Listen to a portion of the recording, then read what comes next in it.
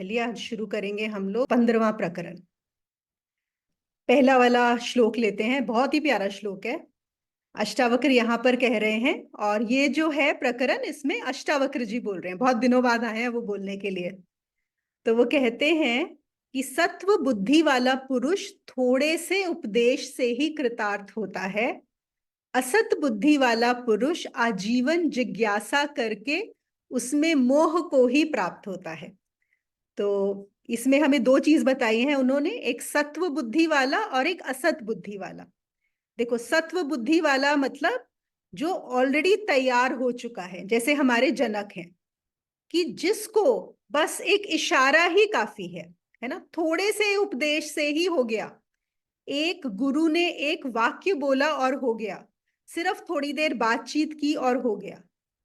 और जो असत बुद्धि वाला है, उसको क्या होता है, वो जो है आजीवन जिज्ञासा करके उसके सवाल ही नहीं खत्म होते, वो जिज्ञासा में ही पड़ा रहता है।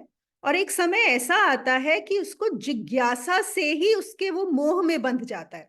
देखो यहाँ पे ये बड़ा इंटरेस्टिंग पॉइंट है कि वो इतने सवाल पूछता है, इतनी क्यूरियोसिटी करता है कि वो सवालों के मोह में ही बंध के रह जाता है। और हम लोगों ने देखा भी है, ऐसे लोग होते हैं, वो जवाब जानना ही नहीं चाहते, वो सिर्फ सवाल ही करना चाहते हैं। उनके सवाल पे सवाल पे सवाल चलते ही रहते हैं, चलते ही रहते हैं। और अगर कोई गुरु जवाब देना बंद कर दे तो वो बोलते हैं अरे नहीं, ये तो गुरु ही बेकार है, यहाँ पे हमारे जवाब नहीं मिल रहे। फिर वो किसी और के पास चले जाएंगे। फिर वहां पे जब कोई गुरु जवाब देना बंद कर देगा तो तीसरे के पास चले जाएंगे, पर उनको जवाब नहीं चाहिए।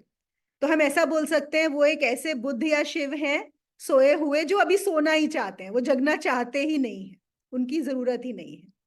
और कुछ हैं जो बस इशारा ही काफी है ना।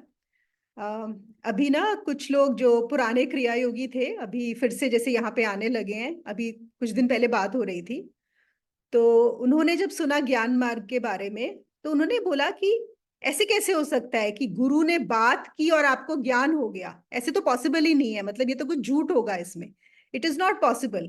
वो एक, ये तो उनके भी बहुत सारे सवाल सवाल पे सवाल चल रहे थे। तो मैं यही सोच रही थी कि देखो यही चीज यहाँ पे भी अप्लाई हो रही है, कि अगर वो सही सवाल पूछें, अच्छा एक कौन सा सवाल पूछना है ये भी शिष्य को मालूम नहीं होता। जब तक आप सही सवाल नहीं पूछते, आपको सही जवाब भी नहीं दिया जाएगा। गुरु अपनी तरफ से कभी जवाब नहीं देगा।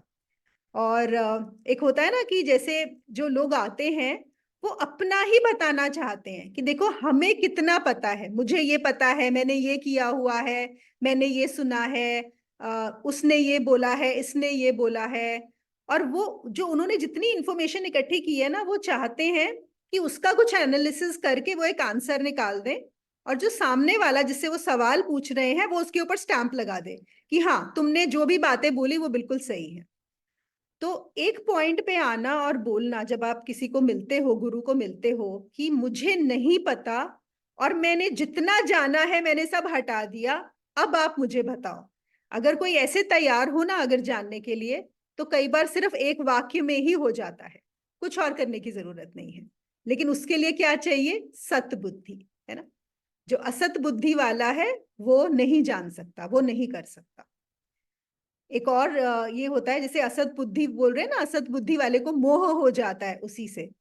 एक आपने देखा होगा, जैसे कोई, सबका ये अनुभव होगा कि अगर कोई बहुत दिन बीमार रह जाए तो उसको बीमारी में भी मोह हो जाता है। आप लोगों ने नोटिस किया ये बात अपने कुछ लोगों में, कि वो क्या होता है, जो हमको बीमारी होती है उससे एक लाइफस्टाइल बन जाता है कि अब सारे के सारे आसपास के लोग उनको सांत्वना देते हैं, उनको सहानुभूति देते हैं, लोग उनको पूछते रहते हैं अरे तुम्हारी तबीयत कैसी है, या फिर क्या है, उनसे कुछ एक्सपेक्टेशंस नहीं होती कि ये वाले काम अब उनको नहीं करने हैं, क्यों, क्योंकि ये तो बीमार है। तो वो ठीक होना ही नहीं चाहते। और ये एक्चुअली में ऑब्जर्व भी किया गया है, मतलब बहुत सारे साइकोलॉजिस्ट ने, डॉक्टर्स ने, मैंने कहा वैसे भी आप देखो, हम तो आसपास के लोगों को देख के ही समझ में आ जाती है। या कुछ लोग होते हैं, मतलब मैं पर्सनली ऐसे कुछ लोगों को जानती हूँ कम से कम 20 साल से। मतलब अगर 20 साल में मैंने उनसे चलो 200 बार बात की होगी, एक बार भी ऐसा नहीं हुआ होगा जब उन्होंने कुछ ऐसा ना बताया हो कि हाय उनके साथ कितना बुरा हो गया। मतलब लिटरली और कुछ नहीं होगा तो यही होगा कि अरे इतनी गर्मी में हम तो मरे पड़े हैं, बुरे हाल हो गए, ये हो गया। मैं इसलिए नहीं बोल रही कि हम लोग बात कर रहे हैं, मतलब एक्चुअली एक जो विक्टिम मोड होता है ना, कुछ भी, any reason, not a single time. कभी कभी तो मैं ना गेस गेम खेलती हूँ अपने साथ ही कि अच्छा आज वो किस रीजन पे परेशान होंगे, मतलब आज क्या बताने वाले हैं। तो ये होता है असत बुद्धि, जो उसके ही मोह में पड़ गया है, बीमारी के मोह में पड़ गया है, अज्ञान के मोह में पड़ गया है, सवाल पूछने के मोह में पड़ गया है, उसको बाहर आना ही नहीं है। अब हमारा सवाल ये हो जाना चाहिए कि अगर मैं असत बुद्धि का हूं तो सत बुद्धि कैसे बनूं। ये नहीं कि असत बुद्धि वाला कैसे जानेगा, पहले आपको असत बुद्धि से सत बुद्धि में जाना पड़ेगा। उसके लिए कभी कभी ये होता है, पहले तो आपकी ओपननेस चाहिए, है ना, कि आप जिस चीज से मोहग्रस्त हो गए हैं उससे छूटने को तैयार हो कि नहीं हो, पहली बात। फिर है कि अगर आपको उसके लिए साधना करनी पड़ेगी, जो भी साधना लगेगी, जो भी आपके गुरु बताएंगे, ताकि तुम्हारी बुद्धि शुद्ध हो। क्योंकि बुद्धि ही अगर खराब है, परेशान है, तो कितना भी कुछ भी बता दिया जाए उसका कुछ असर होने वाला है नहीं वहां पे।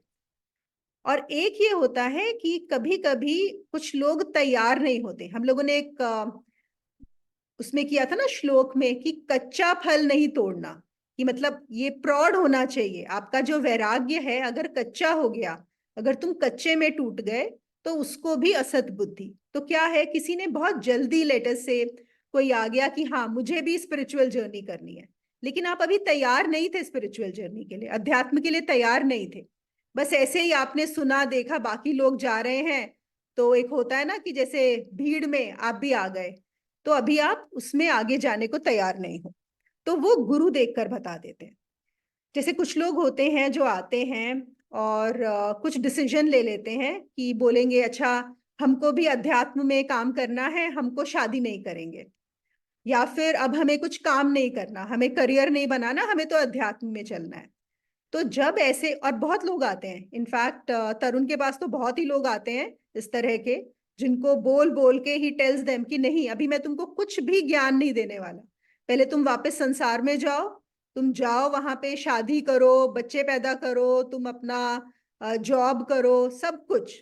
तो मतलब ही तो यूजेस द वर्ड नौकरी और छोकरी, कहते पहले नौकरी छोकरी कर लो उसके बाद आना यहाँ पे।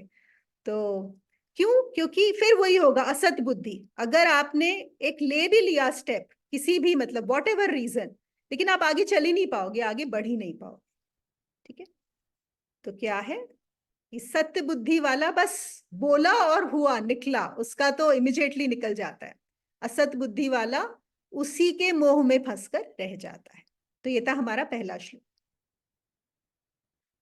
दूसरे पर चलते हैं। इसमें बोलते हैं अष्टावक्र, विषयों में विरसता मोक्ष है, विषयों में रस बंध है, इतना ही विज्ञान है, तू जैसा चाहे वैसा कर। ये भी बड़ा सिंपल है कि अगर विषयों, विषयों क्या हमने बहुत बार किया है, मतलब कोई भी सेंस ऑब्जेक्ट्स, जो भी हमारी सेंसेस को बाहर की तरफ खींच रहे हैं वो है विषय, विषय वस्तु। तो अगर हम उनमें विरसता हो जाए, विरसता मतलब उनसे डिटैचमेंट हो जाए, तो वहीं पर मोक्ष है। तो आप उन चीजों के बीच में भी रह सकते हो तो भी कोई डर नहीं है, कोई दिक्कत नहीं है। और अगर उनमें रस है, सेंस ऑब्जेक्ट्स में रस है, तो बंधन है। और देखो, अगर आपको उनमें रस नहीं है, तो अगर आप उनके बीच में भी रह रहे हो तो भी कोई डर नहीं है कि आप उनसे उलझ जाओगे, बिल्कुल नहीं। ये सिर्फ आपके अंदर की बात है, आपके अंदर रस है कि नहीं है। और अगर आपके अंदर रस है, अगर वो सामने ना भी हो वो ऑब्जेक्ट्स, तो भी आपके मन के अंदर वो इतना रहेंगे कि आप उन्हीं में उलझे रहोगे। देखो कभी कभी क्या होता है, कुछ लोग सोचते हैं कि अच्छा मुझे अगर डिटैच करना है तो मैं इन चीजों से दूर हो जाऊं। सिर्फ उन चीजों से दूर होने से डिटैचमेंट नहीं आता है। क्यों? क्योंकि आपके मन के अंदर तो रहेंगी रहेंगी वो चीजें, है ना। अब जैसे बहुत सारे जो मेल्स होते हैं, और स्पेशली यंग मेल्स जो रहते हैं, और अगर वो ऐसे पाथ पे हैं जहां पे बोला गया है कि आपको सेलिबेसी मेंटेन करनी है, कुछ ऐसे पाथ्स होते हैं, तो वो क्या होगा, उनको उनको ये है कि हमें स्त्री से दूर रहना है ना, लेडीज से दूर रहना है, फीमेल से। लेकिन आपके मन से तो नहीं आप दूर कर सकते उसको, मन में तो वो घूमती रहेगी, तो वो आपके मन में चलता ही रहेगा वहां पे, that is not going to help. ऐसे ही अगर आपने उपवास रखा हुआ है लेकिन आपके मन में खाना ही खाना चले जा रहा है, तो क्या फायदा है, तो रस तो है ही वहां पर। और अगर आपका पेट भरा है, पेट भरा मतलब यहाँ पे अगर आपको सच में डिटैचमेंट है, तो आप चाहे लड़कियों के बीच में रहो, चाहे आप खाने के बीच में रहो, आपके सामने कुछ भी पड़ा रहे, तो कोई भी फर्क नहीं पड़ता। तो क्या है यहाँ पे, का बात कहाँ की हो रही है, आपके अंदर की बात हो रही है। रस कहाँ पे है, अंदर है, बाहर नहीं है। अगर अंदर से विरसता हो गई तो मोक्ष है, और अगर अंदर से रस है तो बंधन है। तो देखो यहां से हमें एक और चीज पता लगती है, एक बहुत बड़ा सूत्र दे रहे हैं अष्टावक्र, कि जो मोक्ष है वो कहां पर है। मोक्ष कोई पर्टिकुलर स्टेट या आगे यहां नहीं है, यहीं पे अभी मोक्ष है। अगर तुमको बाहर के विषयों में रस खत्म हो गया तो यहीं इमीडिएटली मोक्ष हो गया। मोक्ष कहीं और से नहीं आने वाला है, इसी से आएगा, तुम्हारे अंदर से ही, तुम्हारी स्थिति से मोक्ष को तुम प्राप्त होगे। क्योंकि उसके बाद कुछ भी होता रहे कोई फर्क नहीं पड़ता। फिर वो कहते हैं इतना ही विज्ञान है, और ये विज्ञान है। विज्ञान मतलब इनका यहाँ पे मतलब है विशिष्ट ज्ञान, विशेष ज्ञान। कौन सा ज्ञान, विज्ञान क्या होता है, जो हम एक्सपेरिमेंट करके फिर जान पाते हैं। ये नहीं कि हमने सुन लिया, इंफॉर्मेशन कलेक्ट कर ली, है ना, जिसको हमने अपने जीवन में अनुभव किया है, जिसको हमने चेक किया है और फिर पाया है कि हाँ ये बिल्कुल सही है, उसको बोलते हैं विज्ञान। तो अगर मुझे अंदर से रस खत्म हो गया, उसके बाद तू जैसा चाहे वैसा कर, फिर तुमको कोई मनाही नहीं है, तुम महल में रहो कि झोपड़े में रहो, तुम औरतों के बीच में रहो या औरतों से अलग रहो, तुम 100 पकवानों के साथ खाना खाओ या तुम एक सूखी रोटी और नमक खाओ, या तुम बहुत महंगे महंगे कपड़े पहनो या तुम बिल्कुल सन्यासी वाली एक सिंपल सफेद चादर पहन के घूमो, इससे कुछ भी फर्क नहीं पड़ता। ये सब का सब कहाँ पे है, अंदर, तुम्हारे अंदर क्या चल रहा है, बस, और कुछ नहीं। जनक महल में होते हुए भी पूरे सन्यासी हैं, और कोई सन्यासी जंगल में होके भी पूरा राजसी हो सकता है। तो ये हुआ हमारा दूसरा श्लोक। अब तीसरे पे चलते हैं। ये तीसरा वाला बहुत अच्छा श्लोक है, ये थोड़ा अलग आया है यहाँ पे, और कभी कभी अष्टावक्र गीता में ना कुछ अलग सा आता है, कुछ इंटरेस्टिंग। तो यहाँ पर ये बोल रहे हैं, यह तत्व बोध वाचाल, बुद्धिमान और महाउद्योगी पुरुष को गूंगा, जड़ और आलसी कर जाता है। इसलिए भोग की अभिलाषा रखने वालों के द्वारा तत्व बोध व्यक्त है। ये शायद कुछ ट्रांसलेशन में गड़बड़ होगी, पर मैं वैसे बता देती हूँ। देखो, यह तत्व बोध, यह तत्व बोध का मतलब है कि जिसने अपने तत्व का बोध कर लिया, है ना, मतलब जो इसने स्वयं को जान लिया, जो जनक की स्थिति हो गई है। वो तत्व बोध से क्या होता है, वाचाल मतलब जो बोलने वाला व्यक्ति होता है, जो बहुत बोलता है, वो गूंगा हो जाता है तत्व बोध के बाद। जो बुद्धिमान है वो जड़ हो जाता है, और जो महाउद्योगी है वो आलसी हो जाता है। ठीक है।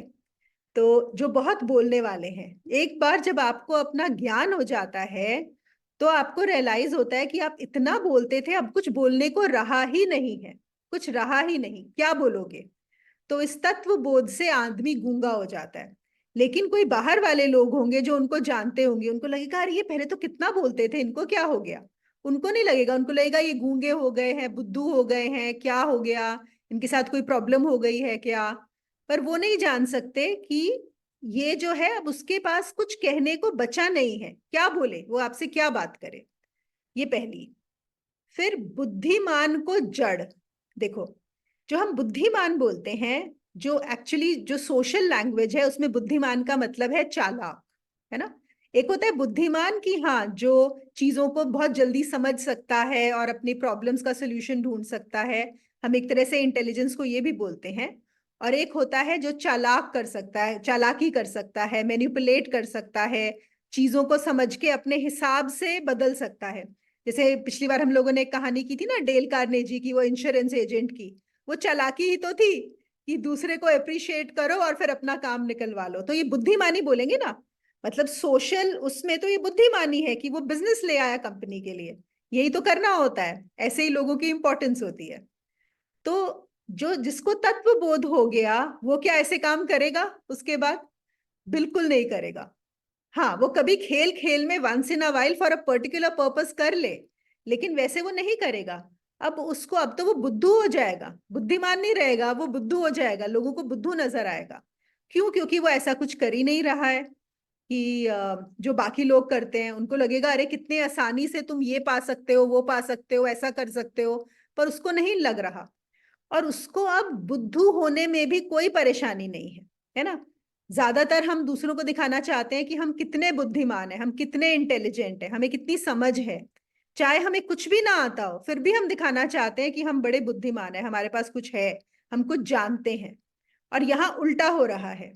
वो जो है वो सब कुछ जानकर भी बुद्ध की तरह बैठ जाएगा, बुद्धू की तरह, जिसको बुद्धू भी बोला जा सकता है।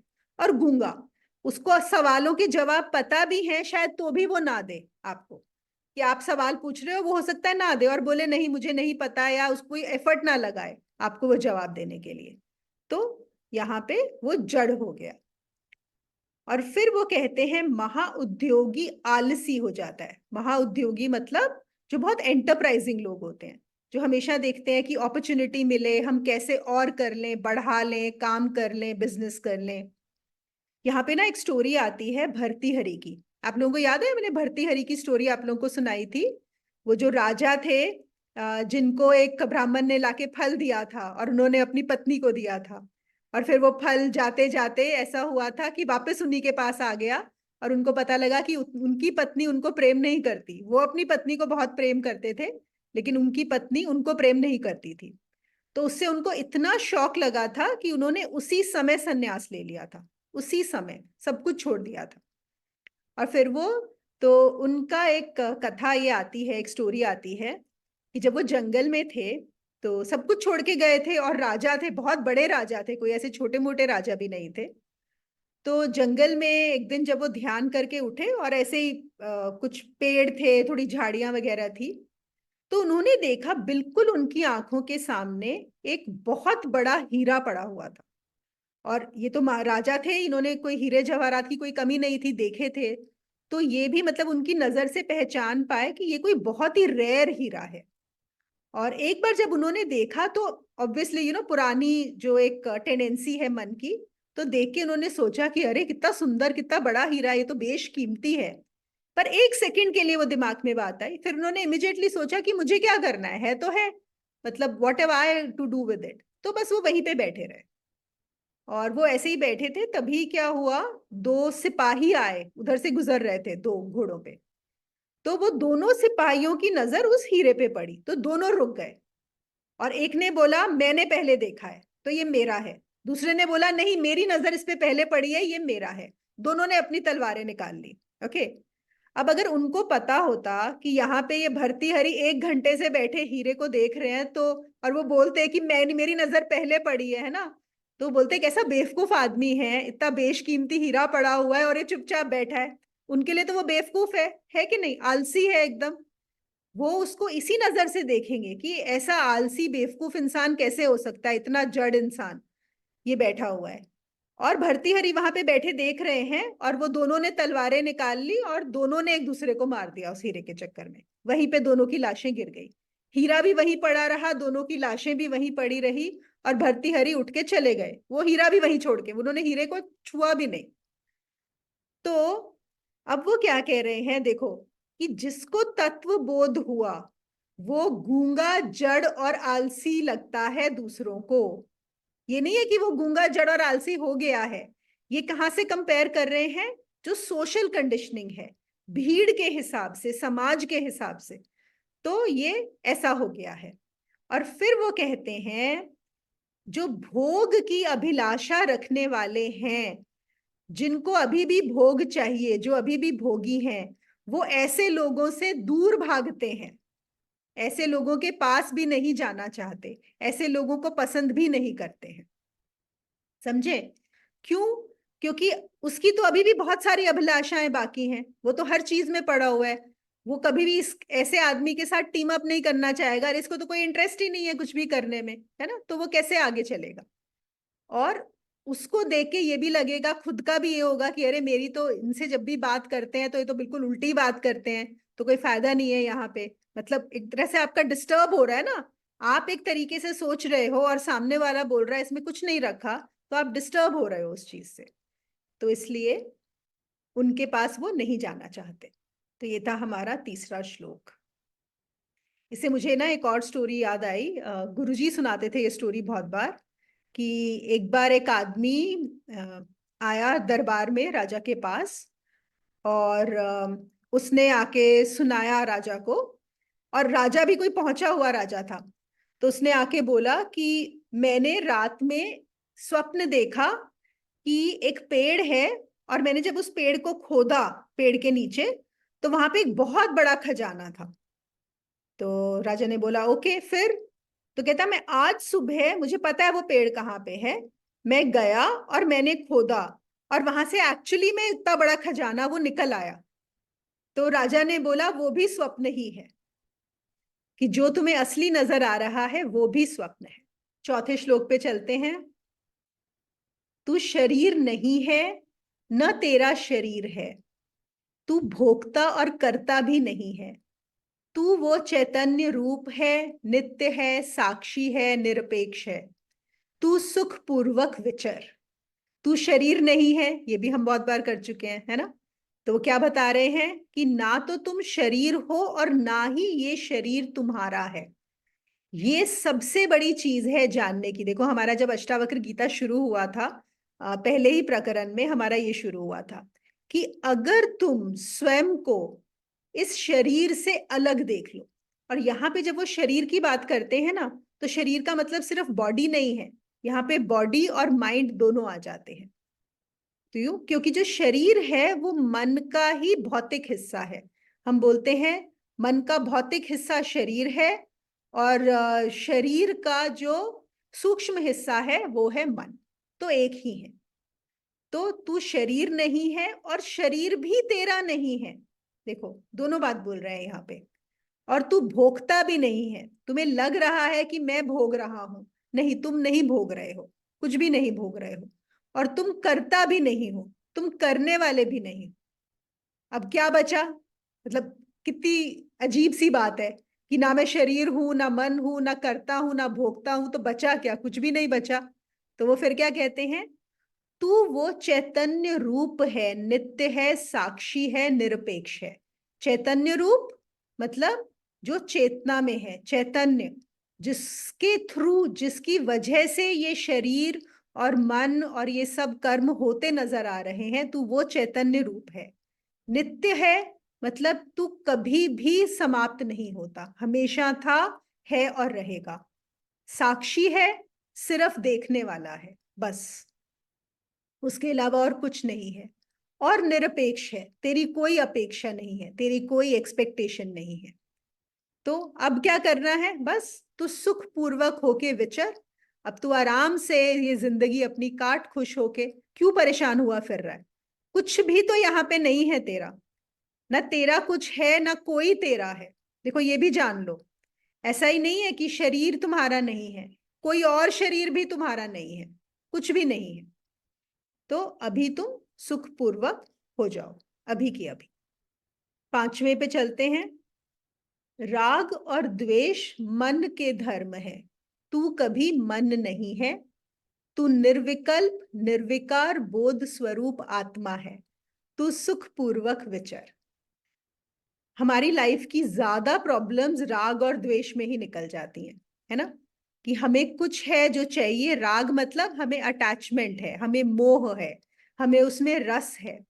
और द्वेष मतलब हमें वो नहीं चाहिए, हमें उनसे परेशानी है, हमें उससे शत्रुता है।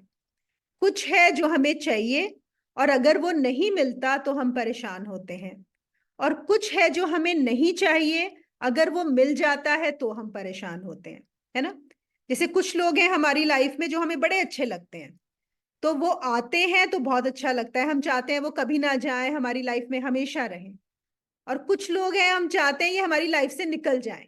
तो ये क्या है? ये राग और द्वेष है। तो ये राग और द्वेष वो क्या बता रहे हैं? ये मन के विषय है, मन के हैं, है ना, मन के धर्म है। तो जो मन क्या है? वही शरीर का जो हिस्सा, जो हमने क्या बताया, शरीर का जो सूक्ष्म हिस्सा है मन है। मन में हमेशा राग और द्वेष चलते रहेंगे, कभी एंड नहीं होगा। हाँ, कम हो जाएगा, जैसे जैसे समझोगे करोगे बहुत कम हो जाएगा, उससे निकल जाओगे। लेकिन ये मन के गुण है, तुम्हारे गुण नहीं है। उसमें भी जो हमारा निर्वाण षटकम है उसमें भी है ना, यही चीज आती है कि ना मैं मन हूं, ना मन में होने वाले कोई भी, जो भी मन में विचार भावनाएं हैं वो भी नहीं हूं। तो वो क्या कह रहे हैं? तू कभी मन नहीं है। मतलब ऐसा कभी भी नहीं है कि तुम मन हो। ऐसा नहीं है कि अभी नहीं हो या एक स्टेट के बाद नहीं हो। तुम कभी भी नहीं हो, लेकिन फिर भी तुम उससे आइडेंटिफाइड रहते हो, फिर भी तुम उसको मैं मान के चलते हो। अब तू सुखी होकर रहे, आराम से रहे, सब परेशानियां छोड़ दे, क्योंकि सारी परेशानियां मन की हैं। ये सब मन के धर्मों की हैं। छठे श्लोक पर चलते हैं। सब भूतों में आत्मा को तथा सब भूतों को आत्मा में जानकर तू अहंकार और ममता रहित है, तू सुखी हो। सब भूतों में आत्मा, ये भी हम लोगों ने वैसे पहले किया हुआ है, इसमें थोड़ा सा मैं आज एक और ऐड करूंगी कि सब भूत, भूत मतलब जो हम बोलते हैं सारे एलिमेंट्स, है ना। ये जो हमारे 5 एलिमेंट्स हैं, क्या है? पृथ्वी, जल, अग्नि, वायु और आकाश, 5 एलिमेंट्स हैं। और जितना भी कुछ है, हमें जो भी ये संसार नजर आता है, हमें ये शरीर नजर आता है, संसार नजर आ रहा है, उसमें सब में क्या है? यही एलिमेंट्स हैं, इन्हीं एलिमेंट से सब कुछ बना हुआ है। तो वो कह रहे हैं कि सब जितने भी चीजें तुझे नजर आ रही हैं, सब सब में आत्मा ही है, सब में आत्मन है, और आत्मा में ही सब है। जैसे हम इसको ऐसा भी बोल सकते हैं कि जितनी भी लहरें हैं वो सागर में है, और जो सागर है वही सब लहरों में है। मतलब कहने का तरीका है, चाहे तुम इस पॉइंट ऑफ व्यू से कहो चाहे वैसे कहो, बात एक ही हो रही है ना। सागर में ही लहरें हैं और लहरें ही सागर है। ऐसे ही सब भूतों में आत्मा है और आत्मा ही सब भूत बने हुए हैं। तो ये जानकर, इसको एक बार तूने जान लिया तो तू अहंकार रहित और ममता रहित हो।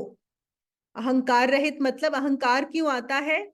कि हमने एक आकार दे दिया किसी चीज को कि मैं बड़ा हूं। अगर किसी लहर ने सोच लिया मैं अलग हूं, मैं बड़ी हूं, तो अहंकार आएगा।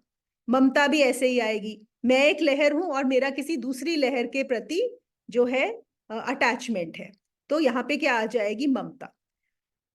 अब हम समझते हैं, क्योंकि यहाँ पे देखो, अब हम एक ध्यान भी करेंगे, मैंने बोला था 6 श्लोक के बाद हम लोग करेंगे, पर पहले थोड़ा सा समझ लेते हैं। हमने अभी 5 भूतों की बात की, मतलब 5 एलिमेंट्स, ठीक है। अब देखो, जो अगर हम अर्थ एलिमेंट ले, अर्थ एलिमेंट पे हमें हर चीज अलग अलग नजर आती है ना। ये एक शरीर है, ये एक कुर्सी है, पीछे बहुत सारी चीजें पड़ी हैं, सामने दीवार है, लाइट है, लैपटॉप है ना। हम यहाँ पे डिविजन कर पा रहे हैं। ओके।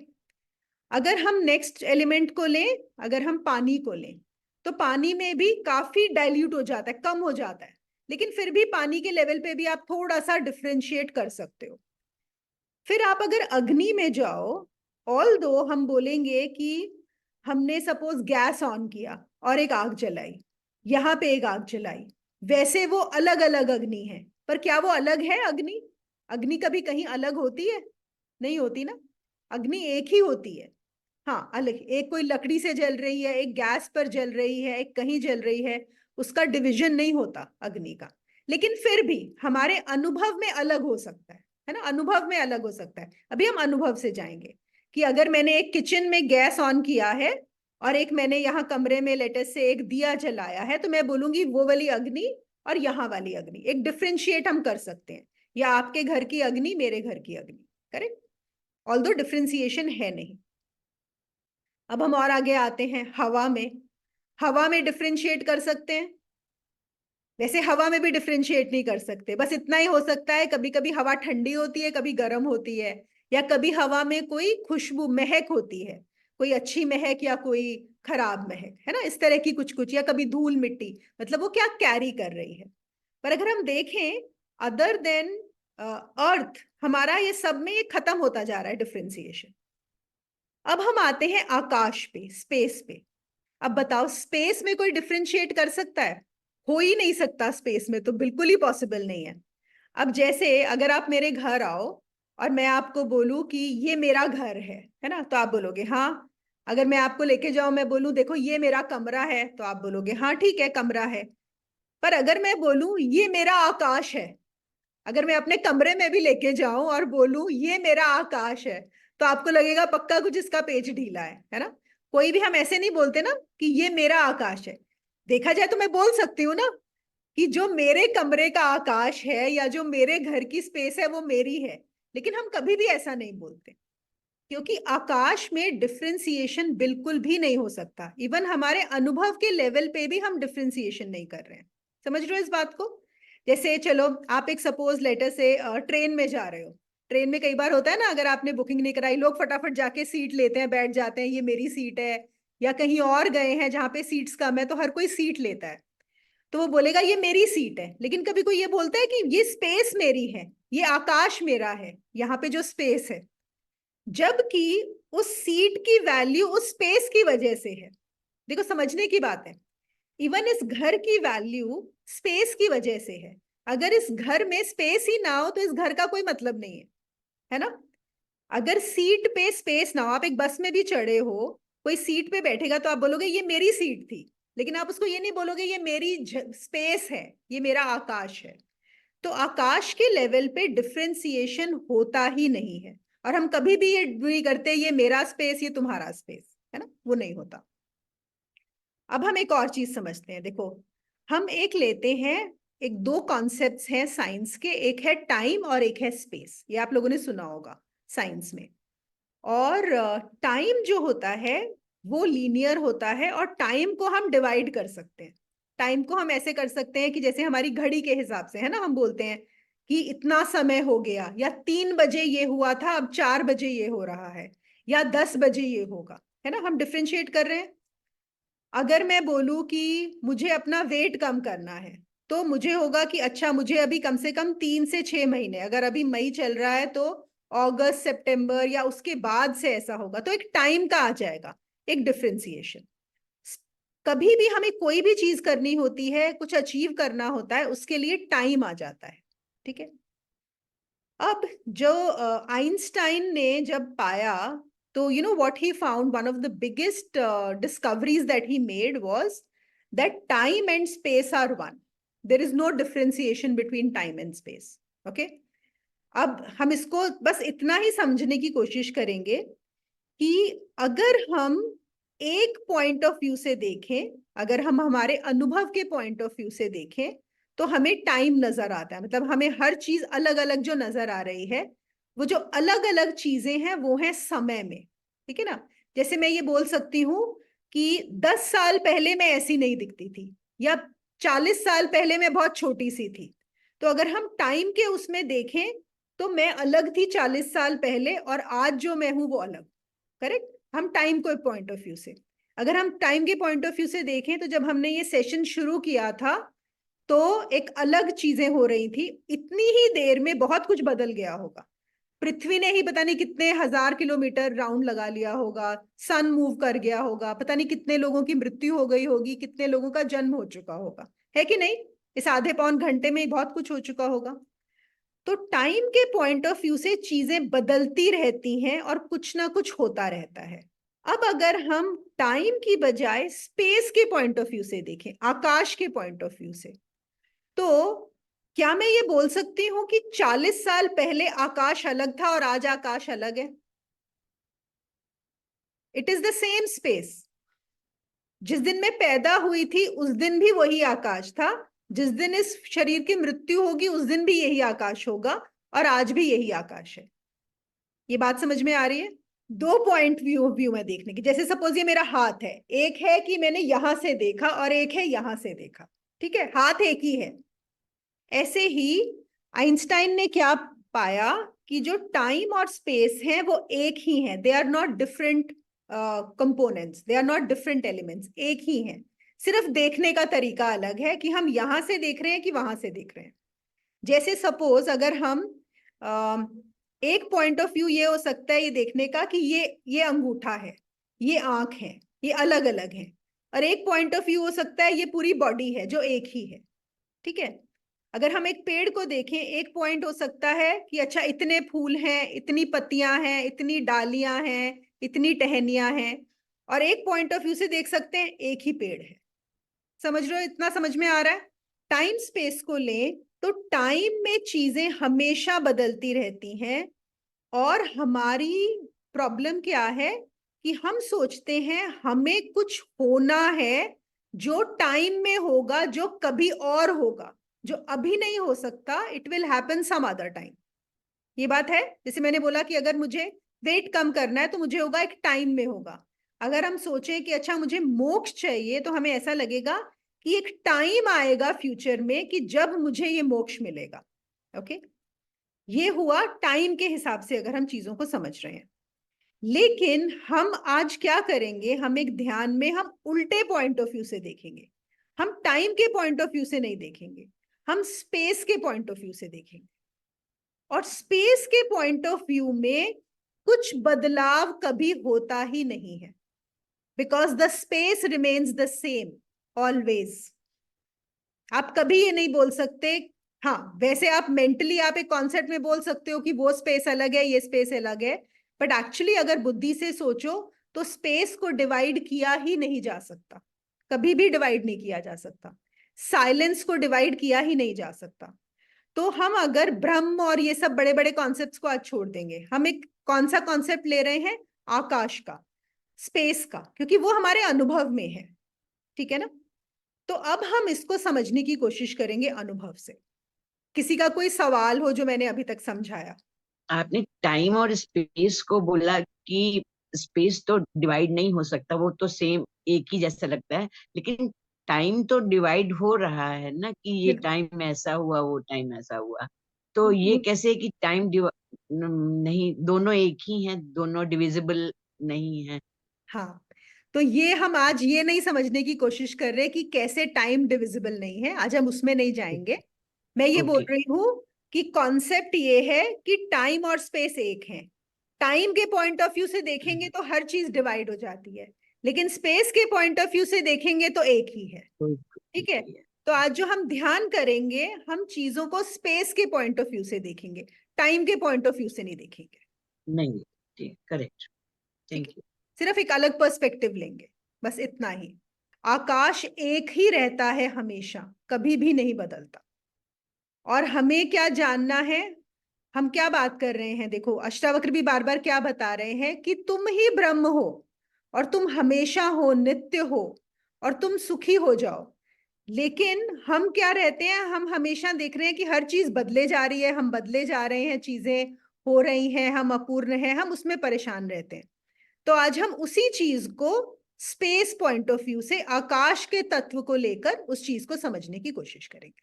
ठीक है, चलिए आप लोग सब थोड़ा बैठ जाइए, बहुत लंबा नहीं, छोटा सा ही ध्यान रहेगा, ज्यादा लंबा नहीं रहेगा, 5-7 मिनट का ही। तो आप लोग बैठ के आंखें बंद कर लीजिए।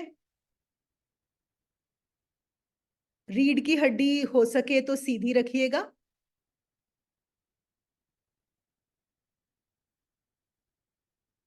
और बैठ कर करें।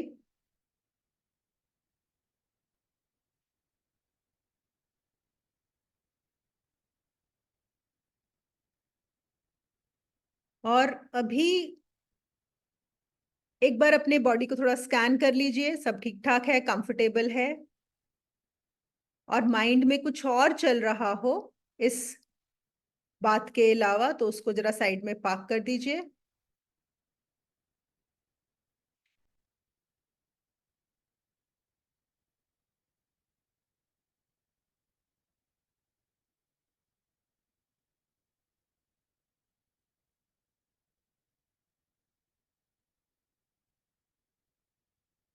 अब आ जाइए बस प्रेजेंट मोमेंट में, इस समय देखिए, इस समय जो आपके आसपास आकाश है, आपके शरीर के अंदर भी आकाश है, स्पेस है, और आपके शरीर के बाहर भी स्पेस है। वो स्पेस अभी है। वही स्पेस कल भी थी। वही स्पेस 10 साल पहले भी थी। वही स्पेस 25 साल पहले भी थी।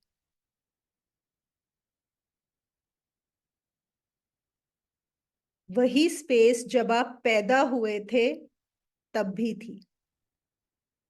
देखते जाइए मेरे साथ साथ उस स्पेस को। वो कभी नहीं बदली। आकाश कभी नहीं बदला। और वही आकाश जब आप इस शरीर आपने ये धारण नहीं किया था तब भी था।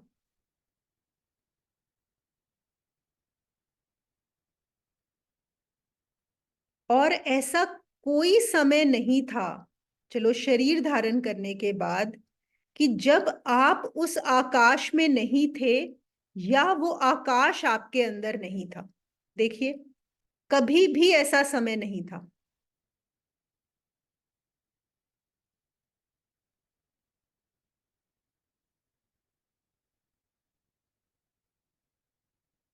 और यही आकाश कल भी होगा। यही आकाश 10 साल बाद भी होगा। यही आकाश जब आपकी मृत्यु हो रही होगी, जब ये शरीर छूट रहा होगा, तब भी होगा। आपकी पूरी लाइफ साइकिल में कभी एक पल भी ऐसा नहीं बीता, एक पल भी, जब ये आकाश नहीं था। आप हमेशा इस आकाश में स्थित रहे हो, हमेशा। एक पल भी नहीं गया जब आप इस आकाश में नहीं थे या ये आकाश आपके अंदर नहीं था। अंदर भी है और बाहर भी है।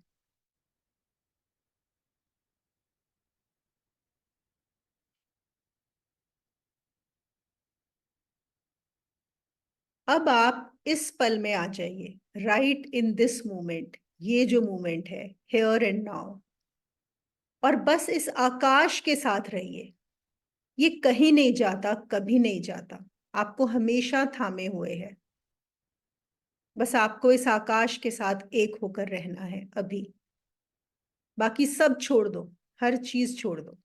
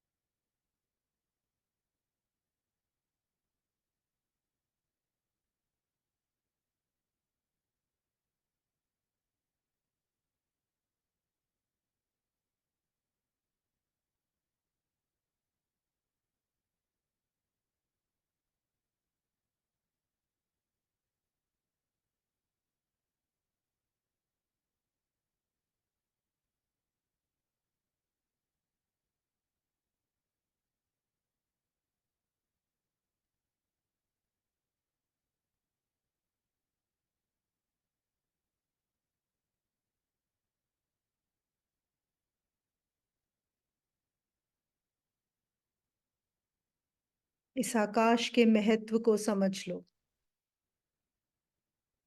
ये आपको कभी नहीं छोड़ता। हम इसको छोड़ के और बाकी चीजों में घुसे रहते हैं।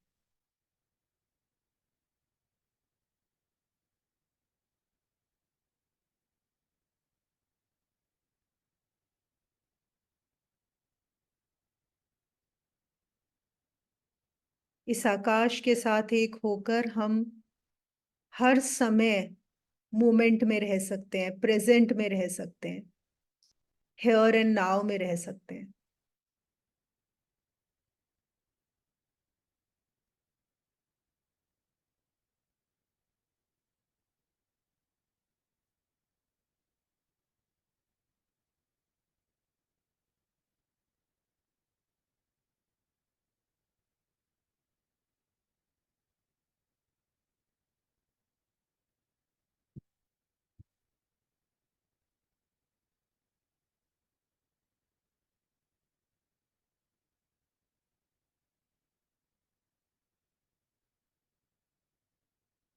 चलिए थोड़ा सा हाथ पैर हिला लीजिए, आप लोग वापस आ सकते हैं, आंखें खोल सकते हैं।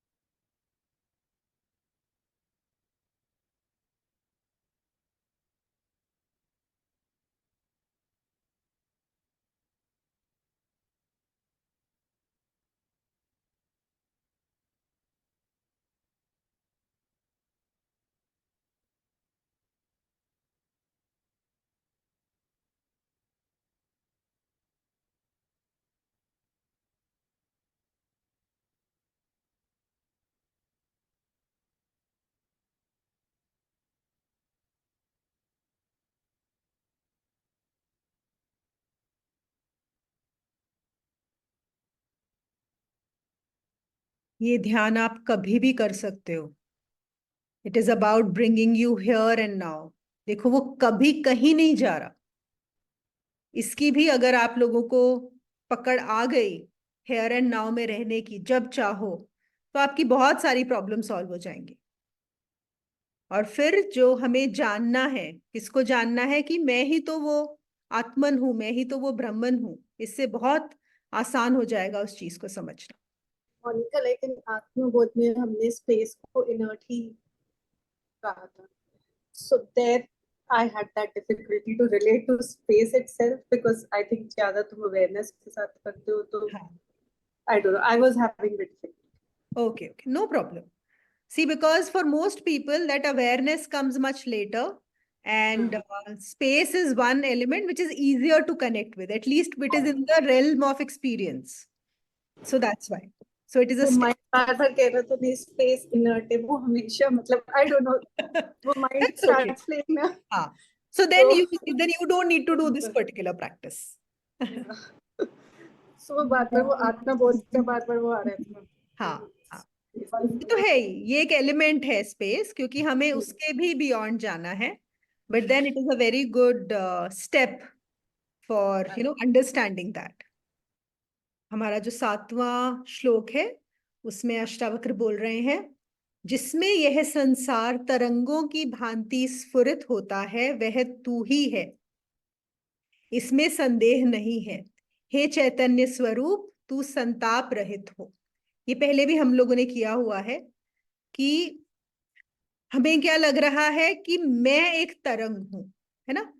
मैं एक तरंग हूं सागर की, मतलब मैं, इतने सारे दुनिया में लोग हैं, इतनी सारी चीजें हैं, और मैं ये एक अलग से शरीर हूं, है ना? ये हमारा अनुभव है। लेकिन अष्टावक्र क्या बोल रहे हैं कि तू अनुभव नहीं है, तू अनुभव नहीं है, तू एक मनुष्य नहीं है। तेरे अंदर ये सारा का सारा संसार है। तुम संसार में नहीं हो, संसार तुम में है। तुम विश्व में नहीं हो, विश्व तुम में है। You are not in the world is in you. लहरें सागर में नजर आती हैं, ऐसे ही ये सब कुछ, ये पूरा का पूरा संसार तेरे अंदर प्रकट हो रहा है।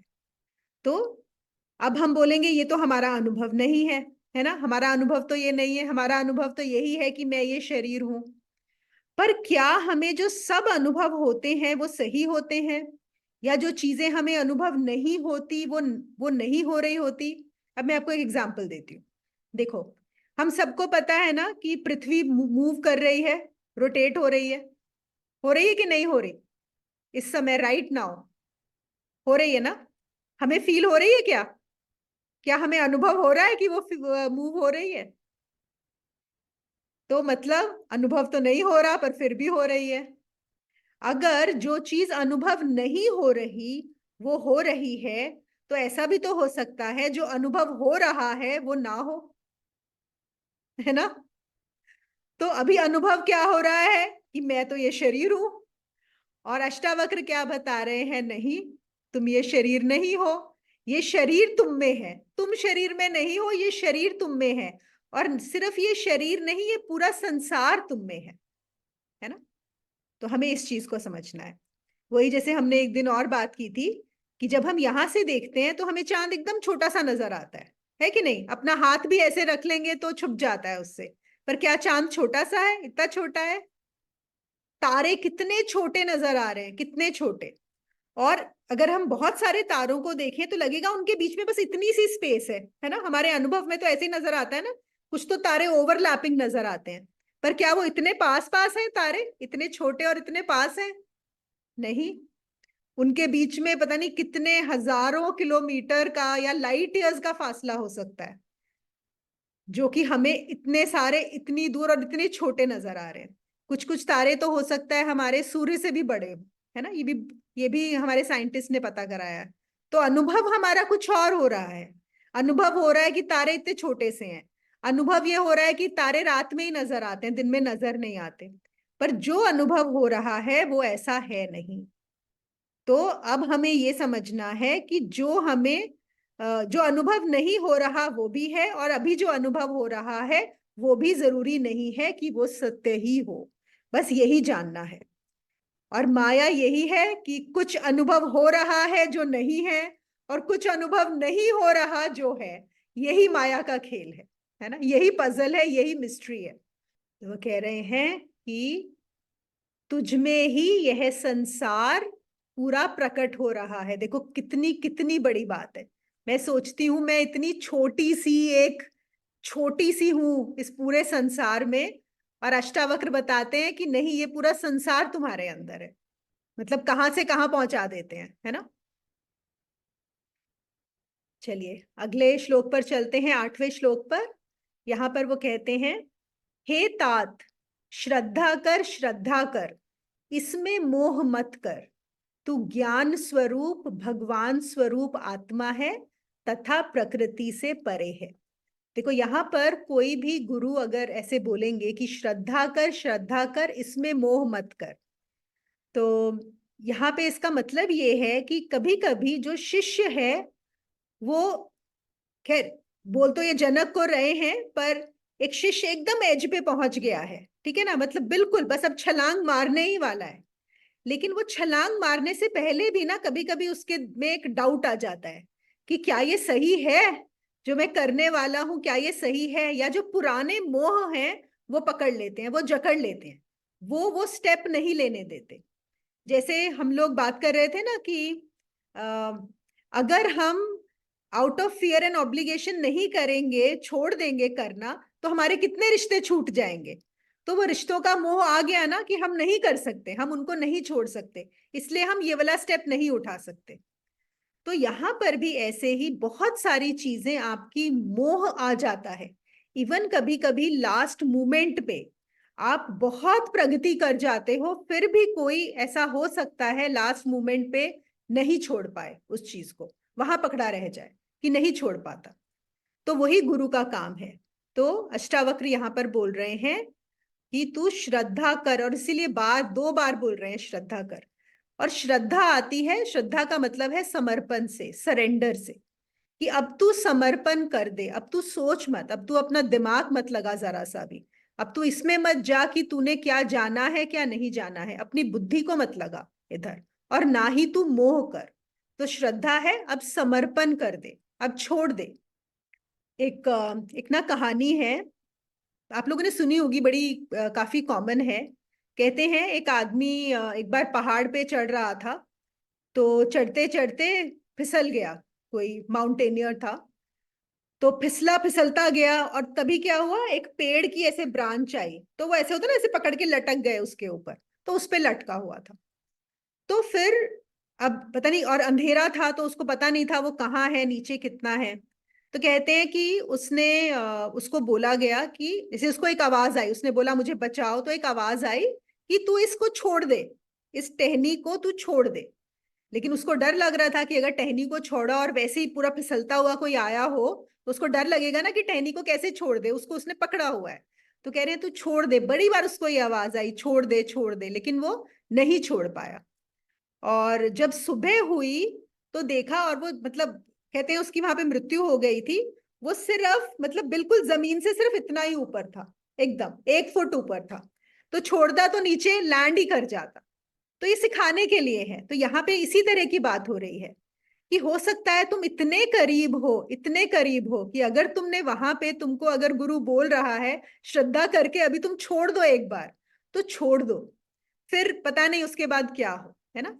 तो ये बात हो रही है जो एज पे हो, लास्ट मोमेंट पे हो एकदम, वहां पर भी कभी कभी मोह अटक जाता है। इसीलिए इसका इस्तेमाल किया गया है, मोह मत कर, तू ज्ञान स्वरूप भगवान स्वरूप आत्मा है तथा प्रकृति से परे है ना। हमने जिसे अभी सब उसमें जाना ही है कि एक प्रकृति का खेल चल रहा है और एक मैं हूं, और मुझ में ही ये प्रकृति का खेल चल रहा है। अगर मैं प्रकृति के खेल में मोहग्रस्त होके अटक गया तो पता नहीं फिर दोबारा समय कब आए, पता नहीं कितने जन्म लग जाए। 9वें श्लोक में अष्टावक्र बोल रहे हैं, गुणों से लिप्त यह शरीर रहता है, आता है और जाता है, किंतु आत्मा न जाने वाला है न आने वाला, इसलिए क्यों सोच करता है। तो गुणों से लिप्त यह शरीर रहता है। तो ये जो शरीर है, शरीर और मन, वो कौन से गुण हैं? सत्व गुण, रजस गुण और तमस गुण, है ना। प्रकृति के ही हैं तीनों गुण। तीनों गुणों से ही ये शरीर और मन बने हुए हैं, और वो तीनों गुण से ही कुछ ना कुछ होता रहता है। कोई बहुत सात्विक बुद्धि का रहता है, कोई राजसिक रहता है और कोई तामसिक रहता है। अब वो प्रकृति का ही खेल है कि कौन क्या बनेगा। ये शरीर ही आता और जाता रहता है, ये शरीर की ही यात्रा लगी रहती है। क्योंकि हम शरीर को मैं मान लेते हैं, मन को मैं मान लेते हैं, तो हमें लगता है मेरी यात्रा हो रही है। तभी तो हम बात करते हैं कि मुझे मोक्ष चाहिए। क्यों? क्योंकि मुझे लग रहा है कि मैं, तो हम इस शरीर को मोक्ष दिलाना चाह रहे हैं, इस मन को मोक्ष दिलाना चाह रहे हैं, जबकि वो तो प्रकृति का गुण है, वो आता जाता उसकी चलती रहेगी, उसका कोई एंड नहीं है। आप लोगों ने श्वेत केतु का नाम सुना है? श्वेत केतु, आपको पता है कौन था श्वेत केतु? चांडोग्य उपनिषद आप लोगों ने सुना होगा, वन ऑफ द मेन उपनिषद है, हमारे जो 108 उपनिषद हैं उसमें एक है चांडोग्य उपनिषद। तो उसमें ऋषि उद्दालक हैं, ऋषि उद्दालक, और उनका आश्रम होता है, और जो श्वेत केतु है वो उनका पुत्र है। और श्वेत केतु जो है वो अष्टावक्र का के मामा जी हैं, रियल मामा। ओके, तो श्वेत केतु की सिस्टर थी सुजाता, और सुजाता के पुत्र थे Ashtavakra. So that is how they are connected. और श्वेत केतु और सुजाता जो हुए, उनके जो फादर थे वो थे ऋषि उद्दालक। तो वो ज्ञानी पुरुष थे और उनका आश्रम था, महात्मा थे। और उनके जब श्वेत केतु 12 वर्ष का हुआ तो उन्होंने, अब देखो वो चाहे खुद भी महात्मा है, खुद भी उनका आश्रम, उन्होंने अपने बेटे को किसी और, मतलब ये नहीं है कि खुद सिखाया, एक और गुरु के आश्रम में भेजा। और जब उसको भेजा तो उसको बोला कि देखो तुम गुरु के आश्रम में जा रहे हो, तुम वो जरूर सीख कर आना जिसको जानने से सब कुछ जानना जाता है, वो जरूर सीख के आना। तो उसने बोला हाँ ठीक है। उसके बाद बोलते हैं कि वो 12 साल गुरुकुल में रहा, जो श्वेत केतु था। जब 12 साल के बाद वापस आया सीख के, तो उनके पिता ने देखा कि इसके अंदर बहुत घमंड है, बहुत अहंकार है, सब कुछ आ गया था, मतलब उसको सारे शास्त्र रट गए थे, हर चीज, गीता जो आप बोलो, वेद पुराण सब कुछ कंठस्थ थे, हर चीज, लेकिन आया नहीं था। मतलब वो तो पिता थे और गुरु थे, समझ गए कि नहीं, ये समझा नहीं है। तो फिर उन्होंने श्वेत केतु को पूछा कि क्या तुम वो जानकर आए जिसको जानकर सब कुछ जान लिया जाता है? तो उसने बोला ऐसा तो मेरे गुरु ने कुछ नहीं सिखाया, ये क्या होता है, ऐसा कैसे हो सकता है कि ऐसा कुछ जान लो। तो फिर उन्होंने बोला कि नहीं, तुमको अभी नहीं आया है, तुम नहीं समझे हो। तो फिर श्वेत केतु ने बोला कि अच्छा आप ही समझाइए। तो फिर जो उन्होंने श्वेत केतु को जो भी आगे बताया है, जो ज्ञान दिया है, उससे बनता है हमारा चांडोग्य उपनिषद। और एक आप लोगों ने जो सुना होगा, तत्त्वम असि, है ना, ये बड़ा कॉमन है, दैट दाउ आर तत्त्वम असि, ये एक ब्रह्म वाक्य है, महावाक्य है। तो ये महावाक्य चांडोग्य उपनिषद से ही आया है। तो उसमें जैसे यहाँ पर अष्टावक्र बोल रहे हैं ना, जनक को हर बात के बाद बोलते हैं तू सुख पूर्वक हो, तू स्थापित हो, मतलब एक अलग अलग वर्ड लाइन यूज करते हैं। जैसे अभी हमारे जो 15वां प्रकरण चल रहा है, इसमें ज्यादातर वो जैसे बोल रहे हैं तू सुखी हो, तू सुख पूर्वक विचर। तो उसमें जब ये जो ऋषि उद्दालक हैं जब भी कुछ बताते हैं श्वेत केतु को कि क्या है, यही ज्ञान देते हैं जो अष्टावक्र दे रहे हैं, और एंड में बोलते हैं तत्त्वम असि श्वेत केतु। तो उनकी हर लाइन में आता है तत्त्वम असि श्वेत केतु, मतलब वो क्या है जिसको जानकर सब कुछ जाना जाता है। तो उसकी एक्सप्लेनेशन देते हैं और फिर बोलते हैं तत्त्वम असि श्वेत केतु। एक और आपको इसमें ही एक और स्टोरी आई है कि जैसे श्वेत केतु जब सीख के आया अपने गुरु के आश्रम से, तो सब कुछ उसको, वेद भी आते हैं, पुराण आते हैं, गीता आती है, और सब संस्कृत में पूरा का पूरा कंठस्थ है ना। तो अब कोई पूछे कि क्या उसकी कोई वैल्यू नहीं है, मतलब इतना सब कुछ जान लिया, पढ़ लिया, क्या उसकी वैल्यू नहीं है? तो जो जिन्होंने जाना है, जो ज्ञानी है, वो बोलते हैं कि जब तक तुमने वो नहीं जाना, जब तक तुमने सत्य को नहीं जाना, तब तक उसको जानने की कोई वैल्यू नहीं है। It is not valuable at all. और इसको बताने के लिए ना एक और बड़ी अच्छी स्टोरी है जो मैंने भी लेटली पढ़ी, ओशो से ही सुनी, पढ़ी है, तो मैं बताती हूँ कि वही जब अलेक्जेंडर जब जा रहा था वापस इंडिया में सब लूटपाट मचा के, तो उसको किसी ने बोला था कि जब तुम भारत से वापस आओगे तो तुम वेद संहिता लेकर आना, वेद संहिता। तो अब वो जाने वाला था, और कहते हैं उस समय पंजाब में था, मतलब पंजाब के थ्रू वहां से निकल रहे थे वो लोग। तो उसको याद आया कि अरे मुझे तो वेद लेके जाने हैं यहाँ से। तो फिर पता कराया गया कि किसके पास मिलेगी वेद संहिता। तो पता लगा कि उस वहां पे उस गांव में एक ही एक ब्राह्मण है, उसी के घर में है पूरा का पूरा। तो कहते हैं वो पूरी उसने अपनी फौज जो है, ये खुद भी गया और बाकी लोग, कि वो हमें दे दो। तो और अगर तुमने नहीं दिया तो हम तुम्हारा घर अभी और सबको, जितने भी लोग हैं तुम्हारी पूरी फैमिली, सबको जला दिया जाएगा अगर तुम नहीं दोगे ये। तो उसने बोला नहीं कोई बात नहीं है, मैं आपको दे दूंगा, लेकिन मैं सुबह दूंगा। उसने बोला क्यों, सुबह क्यों दोगे, अभी दो। तो उसने बोला नहीं क्या फर्क पड़ता है, मैं आपको अभी दूं या सुबह दूं, तो एक रात की तो बात है, आप चाहो तो पहरा बिठा दीजिए आसपास, जैसे भी, मुझे कोई दिक्कत नहीं है, सुबह मैं आपको मतलब वचन देता हूं कि मैं आपको सुबह दे दूंगा। तो फिर उन्होंने सोचा कि चलो ठीक है, एक रात में क्या हो जाएगा, और इंतजार कर लेते हैं, सुबह ले जाएंगे इससे। तो जब पूरी रात वहां पे पहरा लगा रहा, और कहते हैं जब सुबह जैसे ही हुई तो सिकंदर खुद पहुंचा कि अब लाओ दो वेद संहिता। तो वो ब्राह्मण बैठा हुआ था और एक हवन कुंड था, और आखिरी पन्ना था उसके हाथ में वेद का, उसने सारी जला दी थी। ओके। और उसका बेटा बैठा हुआ था, तो उसने आखिरी पन्ना सिकंदर के सामने उसमें जल डाल दिया, जो हवन कुंड था। और उसने बोला कि जब मेरे गुरु ने मुझे वेद संहिता दी थी तो मुझे आज्ञा मिली थी कि ये किसी को भी नहीं देनी है, मैं नहीं दे सकता था। तो गुरु की आज्ञा का पालन मुझे करना है, मैं नहीं दे सकता था आपको। लेकिन मैंने क्या किया है, गुरु ने वेद देने से मना किया था, बेटे को देने से मना नहीं किया था, और सामने उसका बेटा बैठा हुआ था। कहते मैंने इस मेरे बेटे को रात भर में पूरी की पूरी वेद जो संहिता है पूरी कंठस्थ करा दिया, आप मेरे बेटे को ले जाइए। तो बात तो एक ही है, मतलब अगर सोचे कि आपके पास बुक है या आपके पास रिकॉर्डिंग है ना, तो ये रिकॉर्डिंग हो गई आपके पास। तो he was like totally taken aback. उसने बोला ऐसे कैसे हो सकता है, एक छोटा बच्चा और आपने रात भर में पूरा वेद इसको सिखा दिया, तो इसका टेस्ट लेंगे हम लोग। उसने बोला हाँ ले लो। तो फिर उन्होंने और इंतजार किया, कुछ लोगों को बुलाया, करा, और एक्चुअली वो बच्चा सब कुछ, मतलब एक रात में उसने पूरी की पूरा वेद जो है कंठस्थ कर लिया था। और यहाँ पे ये बताया है कि जो हमारे ऋषि मुनि थे, मतलब एक, अब हमें लगेगा कि कितना बड़ा काम है ना, हम लोग बहुत हैरान होंगे।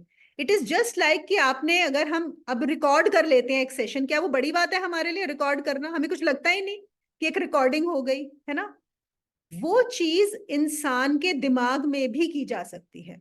जो चीज हम चिप यूज करके करते हैं, जो चीज हम कैसेट रिकॉर्डिंग करते हैं या कोई भी रिकॉर्डिंग करते हैं टेक्नोलॉजी यूज करके, the same thing can also be done with a human mind. And we had all those techniques. I mean, our culture was so advanced कि उनको ये सब भी आता था, ये सब करना। तो यहाँ पे ये बताया था कि अगर उनको कंठस्थ करा लिया एक रात में, या किसी ने लेटेस्ट से 3 साल लगा के कंठस्थ कर लिया, या किसी ने कुछ लोग होते हैं ना कि हमने तो जिंदगी भर लगा दी, अब हमने गीता कंठस्थ कर ली है। उसमें क्या है, it is just like a tape recorder, जहां पे आपकी पूरी की पूरी, यहाँ पे बताया ये जा रहा है कि आपको पूरा याद हो भी जाए तो भी अगर आप नहीं जानते, आपको उसका ज्ञान नहीं है, आपका स्वयं का अनुभव नहीं है, तो उसका कोई मतलब नहीं, इट इज यूजलेस। हमें क्यों इंपॉर्टेंस लगता है ये कि किसी ने गीता कंठस्थ कर ली? क्योंकि हमें लगता है बड़ा मुश्किल काम है ना। हमको लगता है अरे कितना समय लोगा होगा संस्कृत में इतने सारे श्लोक याद करना, ये बहुत बड़ी बात है। तो क्यों? क्योंकि हम वो भूल चुके हैं कि कैसे इतनी जल्दी में भी ये चीज की जा सकती है।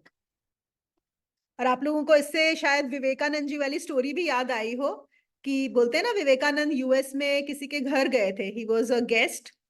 तो ऐसे ही वो खाने का इंतजार कर रहे थे, खाना लग रहा था। तो जो हॉस्टेस थी उसने बुलाया था, और जो उसका हस्बैंड था वो कोई मैं भूल गई हूँ, प्रोफेसर था या साइंटिस्ट था। तो ऐसे ही विवेकानंद जी उससे बात कर रहे थे, तो उसने बोला कि मैंने एक किताब लिखी है। तो उसने बोला अच्छा। तो उन्होंने वो किताब उठाई और विवेकानंद जी को पकड़ा दी, मतलब एकदम मोटी सी बड़ी सी किताब थी। उन्होंने उठाई और उन्होंने कुछ पन्ने पलटे और रख दी। तो उन्होंने बोला बहुत अच्छा लिखा है। तो वो बोलते हैं आपने तो सिर्फ देखी और ऐसे पन्ने पलटे हैं, आपको कैसे पता अच्छा लिखा है? कहता हाँ बताइए, आपको क्या बताऊं मैं इसमें से, आपने जो भी लिखा है। और जब उन्होंने उनको सवाल पूछे, विवेकानंद कुड शेयर, मतलब इवन पेज वाइज, कि कौन से पेज पे कहां पर क्या लिखा गया है। Just by doing this the entire book had transform translated, और मतलब जो है कॉपीड इन हिज माइंड। और ये चीजें अगर आप देखेंगे ना, विवेकानंद जी के कुछ बुक्स हैं उस पे उन्होंने शेयर भी किया है। आई डोंट नो वो टेक्निक्स नहीं शेयर की हैं, पर उन्होंने बोला है कि माइंड ट्रेनिंग होती है। आपके माइंड को अगर बचपन से इस तरह से ट्रेन किया जाए, एक प्रॉपर टेक्निक होती है, तो आपकी मेमोरी में ये सब चीजें बहुत आसानी से रिकॉर्ड हो सकती हैं। कि आप एक बुक को देखेंगे और पूरी बुक आपके अंदर आ जाएगी, बिना एफर्ट किए, कुछ भी किए। लेकिन फिर वही घूम फिर के बात क्या आती है कि आपने सब कुछ मेमोरी कर ली, मेमोराइज कर लिया, याद कर लिया, रट लिया, लेकिन जब तक उसका ज्ञान नहीं है, अनुभव नहीं है, वो किसी काम का नहीं। It is still of no use. इसीलिए श्वेत केतु ने सब कुछ याद कर लिया था, सब कुछ जान लिया था, लेकिन फिर भी पिता ने उसको, जब तक वो ज्ञान नहीं हुआ। इसमें आप लोगों को एक और बड़ा इंटरेस्टिंग फैक्ट बताती हूँ। आप लोगों ने सुना होगा जो कामा सूत्रा है बुक, वो वात्स्यायन ने लिखी थी, ऋषि वात्स्यायन ने। एक्चुअली वो बहुत सारी ऐसी किताबें हैं, और जो ओरिजिनल है वो श्वेत केतु द्वारा लिखी गई है। उसके बाद उसको फिर उसका वो बोलते हैं बहुत बड़ी है, मतलब इट वाज रियली ह्यूज। तो उसके बाद कई लोगों ने उसका और वर्जन करते करते, सिंप्लीफाई करते करते, फाइनली जो वर्जन जो अब हम लोगों को मिलता है या जो मार्केट्स में अवेलेबल है, वो है जो वात्स्यायन ने दिया हुआ है। But there are many things which go back to Shvetaketu. और अब आपको याद रहेगा कि जो तत्वमसी जो श्लोक है, हमारा जो महावाक्य है, वो श्वेत केतु के संदर्भ में कहा गया है। उनके पिता ने उनको हर बात के बाद बोला है तत्वमसी श्वेत केतु। जैसे हम यहाँ पर बोल सकते हैं, अष्टावक्र ऐसा बोल सकते हैं इसमें कि देख जनक, गुणों से लिप्त यह शरीर है, आता है जाता है, लेकिन आत्मा न जाने वाला है न आने वाला, और तत्वमसी तू ही वो आत्मा है जनक, है ना। तो हम इस, मतलब अगर हम अष्टावक्र के हर श्लोक को लें तो हम उस चीज पे लगा सकते हैं, वही चीज, ज्ञान वही है, सेम, कोई फर्क नहीं है कहीं पर भी। एक और कर लेते हैं 10वां श्लोक, फिर क्लोज करें। देह चाहे अंत तक रहे, चाहे वह अभी चली जाए, तुम चैतन्य रूप वालों को कहाँ वृद्धि है और कहाँ नाश है ना। कि ये जो शरीर है, चाहे 100 साल जी ले और चाहे अभी चली जाए, क्या फर्क पड़ता है, इसको तो आना जाना ही है ना। हम लोग मृत्यु के भय में रहते हैं कि मृत्यु हो जाएगी। किसकी मृत्यु होती है? देह की।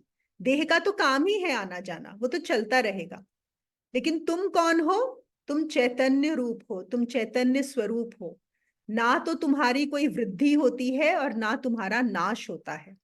ना तुम, जैसे हम बोलते हैं ना कि हम इतने साल के हो गए, ये हमारी एज हो गई, वो किसकी हो रही है? शरीर की हो रही है। तो तुम जो हो उसकी ना वृद्धि है ना नाश है, तुम ना आते हो ना जाते हो, तुम हमेशा वही रहते हो। जैसे ये आकाश वही रहता है ना, सेम तुम भी वही रहते हो, कोई फर्क नहीं है। तो यही जान लो और सुखी भव। अच्छा, सोनिया का एक प्रश्न था। सोनिया, कि हम कैसे जानेंगे कि अगर वो सच में उसको बोध हो गया है या वो डिप्रेशन में है? ये तुम्हारा सवाल था शायद। जी जी। देखो, पहली बात तो हम दूसरे के बारे में जानना नहीं जान सकते कि दूसरे को बोध हुआ है कि नहीं हुआ है, ठीक है ना। आप अपने बारे में ही जान सकते हो। क्यों हम हमेशा यही बात करते हैं कि ये अंदर की बात होती है ना। जो अंदर की बात है वो बाहर से हम कैसे आचरण से जानेंगे किसी के, दूसरे उसका। और दूसरी चीज ये है कि जिसको बोध होगा वो डिप्रेशन में कैसे जाएगा। तो ये चीजें तो दोनों मैच ही नहीं होती हैं कहीं पर भी। आपने जो एक चीज बोली कि हाँ कुछ लोगों को पागल खाने जा सकते हैं या कुछ और उनको समझ के कहीं पे एडमिट करा सकते हैं, वहां हो सकता है। हम ये नहीं बोल सकते कि उनको बोध हुआ है, लेकिन हाँ उनको कभी कभी कुछ ऐसे अनुभव हो जाते हैं जिस अनुभव से वो किसी और ही स्थिति में चले जाते हैं या समझ नहीं पाते। और जैसे हम बोलते हैं ना कि हेल्यूसिनेशन हो रहा है या आपको विजन हो रही है, बहुत मुश्किल है डिफरेंशिएट करना कि आपको एक्सपीरियंस कोई चीज हुई है या हेल्यूसिनेशन हुआ है। तो कोई डिफरेंशिएट नहीं कर सकता। इवन अगर कोई आपको साइकेट्रिक जो है, आपको साइकेट्रिस्ट आपको मेंटल हॉस्पिटल में डाल दे तो भी कोई जरूरी नहीं है। हो सकता है आपको विजन हो, और ऐसा भी हो सकता है आप सोच रहे हो आपको विजन हो रहा है और जबकि वो हेल्यूसिनेशन हो, है ना। So there is no way of knowing. जिसको बोध हो जाएगा उसको डिप्रेशन तो वैसे नहीं हो ही नहीं सकता, और देखने मात्र से तो ऐसे हो सकता है ना, बिकॉज जिसको बोध हो गया उसका चेहरा तो एकदम से शांत और आंखों में चमक ऐसे हो जाएगी। और डिप्रेशन वाले का तो चेहरा ही बता देता है, मतलब कि डिप्रेस बंदे का तो शक्ल वो उसका ऑरा है ना, हाँ, वो भी बोल डिप्रेशिएट। सकते हैं। और देखो, मैं बोल रही हूँ बाहर के उस पे तो हमें जाना ही नहीं है। जो हाँ बाहर के सिग्नल्स है ना, या जो हमें बाहर से नजर आ रहा है, इवन शरीर का जो हमें है कि वो चमक होगी, पीस होगी, वी डोंट नो वो बाहर क्या नजर आ रहा है। हम कुछ भी नहीं कह सकते, कभी नहीं कह सकते। जैसे आप लोगों को शायद मैंने एक बार पहले भी बताया था, जैसे अगर आप रामकृष्ण परमहंस की फोटो देखेंगे हाँ तो जी। मतलब ऐसा कोई देख के नहीं आपको ऐसा लगेगा कि ये इतने एनलाइटेंड और इतने ज्यादा। आप फोटो देख के नहीं आप बोल सकते हो, है ना। और उसके कंपैरेटिवली आप एक हीरो को देखोगे बॉलीवुड के तो वो बहुत ज्यादा चमकता हुआ नजर आएगा उसका चेहरा, है कि नहीं। तो क्या वो एनलाइटेंड है अगर हम बाहर के उससे देखेंगे? और ऐसी आप बहुत सारे, अगर आप कहानियां पढ़ोगे ना बहुत सारे संतों की, आपको किसी का पता लगेगा। एक थे पत्थर बाबा, एक का नाम अगर आप पत्थर बाबा हाँ, बोलते, पता नहीं क्या पत्थर बाबा थे। पत्थर पत्थर बाबा, यस। वो बैठे रहते थे, वो एकदम ऐसे गंदी सी शक्ल बना के, हाँ ऐसे लंबे लंबे बाल सड़े और पत्थरों के ढेर पे। और कोई भी आता था तो पत्थर मारते थे, कोई भी आता था तो पत्थर मारते थे। तो हाँ बेसिकली ये people who don't want you to come near them, right, they don't want to be disturbed at all. तो यू कैन नेवर नो। तो हमारी ये भी जो एक आइडिया है कि जो जिसको बोध हुआ है उसका चेहरा चमकेगा और ये होगा या चमकता नहीं, मुझे कामनेस आ जाती है, तो ऐसे नहीं लगता नहीं, है। ये सब हमारे बाहरी लक्षण के, ये हमारे कॉन्सेप्ट्स हैं, वही मैं बोल रही हूँ। इन कॉन्सेप्ट्स में मत जाओ। और वो भी श्लोक था ना इसमें कि एनलाइटेंड को एनलाइटेंड ही पहचान सकता है। कृष्ण जो आपने लास्ट टाइम किया था, कृष्ण और बुद्धि होना पड़ेगा। मैं एनलाइटेंड वर्ड भी असल में इस्तेमाल नहीं करना चाहती हूँ। मुझे हाँ ज्यादा लगता है कि जिसने स्वयं को जान लिया, एनलाइटेंड का भी ना एक बहुत बड़ा कॉन्सेप्ट है, लगता है पता नहीं बड़ा भारी क्या चीज होगा, है ना। जिसने हाँ, स्वयं को जान लिया, उसको कोई इच्छा भी नहीं होती है जानने की कि सामने वाले को बोध हो गया कि नहीं होगा, मतलब इससे कुछ फर्क नहीं पड़ता। यू फर्क आर नहीं नॉट पड़ता। Bothered only. वो सिर्फ जब तक हम नहीं जानते हैं तब तक हमें लगता है कि हम जाने सामने वाले को हुआ है कि नहीं हुआ है। बिल्कुल। और हम क्यों जानना चाहते हैं तब तक, क्योंकि हमें क्या होता है कि देखो हम बड़े कंफ्यूज्ड हैं। हमें लगता है कि हम किसको फॉलो करें। अब ये जो बात बता रहे हैं हम इसकी बात माने कि नहीं माने, है कि नहीं, हम कहीं धोखा ना खा जाएं। इसलिए हमारी ये एक रहती है जानने की कि सामने वाला सच है कि नहीं है, सच में इसने कुछ जाना है कि नहीं, सच में इसकी कोई प्रगति हुई है कि नहीं हुई है। और यही एक रीजन है कि हम ज्यादा पॉपुलर वाले लोगों के पास जाते हैं, क्योंकि कहीं ना कहीं ये भी हमारी बिलीफ है कि अगर इतने सारे लोग जा रहे हैं, अगर भीड़ जा रही है या कुछ नोन पीपल जा रहे हैं तो ये सही होंगे, है ना। ये भी हमारा एक कॉन्सेप्ट ही तो है। दैट इज वाई जो पॉपुलर हो जाता है, आप देखो और जिनके पास ज्यादा लोग जाते हैं तो सबसे आसान होता है उन्हीं के लिए, क्योंकि जिसको नहीं जानते उसके साथ होने में बहुत बड़ा रिस्क होता है और आप कभी नहीं जान सकते। और ये जो आज प्रैक्टिस कराई है, ध्यान कराया है, इसको करो, 1 हफ्ते का होमवर्क, थोड़ा बहुत जब याद आए ना तो just be with the space. यही बस आपको इतना ही ध्यान रखना है कि वो तो हमेशा वही है और आप ही का, आपके अंदर भी स्पेस ही है ना, उसके साथ एक होके रहो। चलो, okay, okay, bye. Bye. Thank you.